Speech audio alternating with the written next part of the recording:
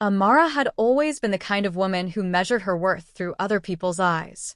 From childhood, her mother's voice echoed in her mind during quiet moments, reminding her that a woman's value was tied to the man standing beside her. "Choose carefully," her mother would say, while stirring tea, "because regret lasts longer than wedding vows." Her friends reinforced this belief with their laughter at women who dared to love men society deemed unworthy. Too short, too plain, too ordinary. These lessons shaped Amara's understanding of love until it became less about connection and more about performance, about playing a role written by everyone except herself. Then Daniel walked into her life, like sunlight breaking through drawn curtains. He wasn't the type to command attention when entering a room. Standing just slightly shorter than her in heels, he worked as a high school English teacher, while her other suitors were lawyers and consultants. He carried himself with a quiet assurance that didn't need to announce itself. But when he spoke, the world around Amara seemed to pause. He remembered details most people overlooked: how she always saved the crust of her toast for last, the way she took her tea, one sugar, splash of cream, stirred exactly 4 times, but never remembered to wear matching socks, the way her nose scrunched when she was trying not to laugh, how she hummed old songs when she thought no one was listening.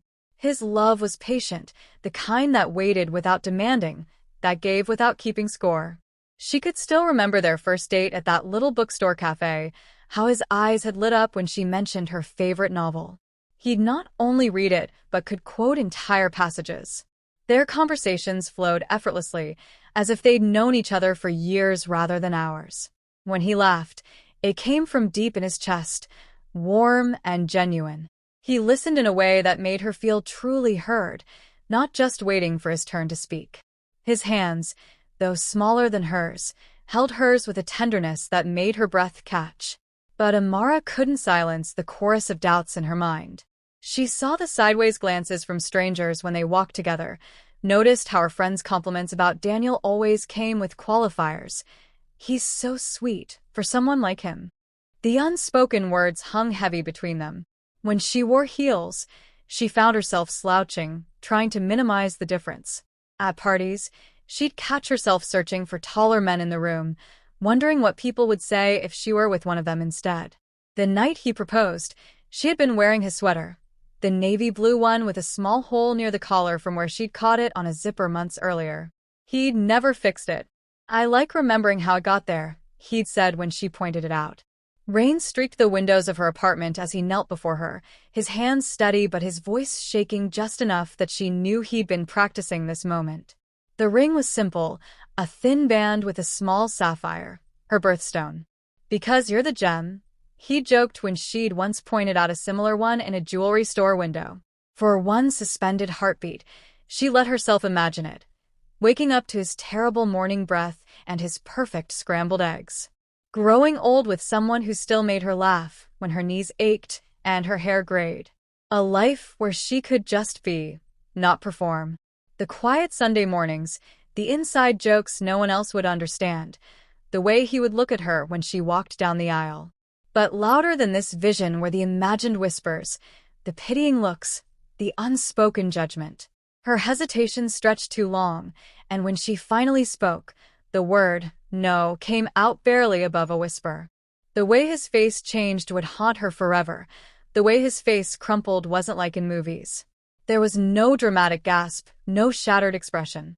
Just a slow blink, as if he were memorizing her face one last time. When he kissed her forehead, his lips were chapped and warm, and she would spend years chasing that exact sensation in the touch of other men who never quite got it right. 2 years later, she married Kieran in a ceremony that looked perfect in every photograph. Tall and polished, with a smile that charmed everyone in the room, he was exactly the kind of man people expected her to be with. The congratulations came with envious glances, the kind she'd once thought she wanted. But their home, though beautiful, felt more like a museum than a sanctuary. Kieran's love came with conditions. She should dress this way, speak that way, be the version of himself he wanted to present to the world.